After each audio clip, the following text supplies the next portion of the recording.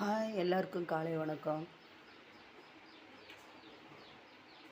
அடிக்கடி climate change ஆகுறதுனால இந்த காலையில் எந்திக்கையிலே ஒரு மாதிரி தொண்டெல்லாம் வலிச்சிட்டு வரட்டை இருமல் மாதிரி இருக்குங்க. அதுக்கு நான் இந்த பாருங்கள்,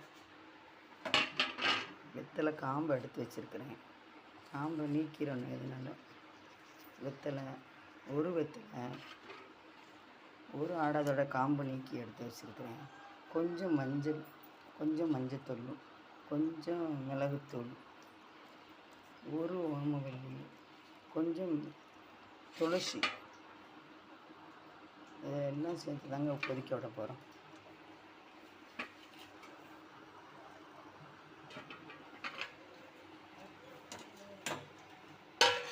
இதெல்லாம் சேர்த்து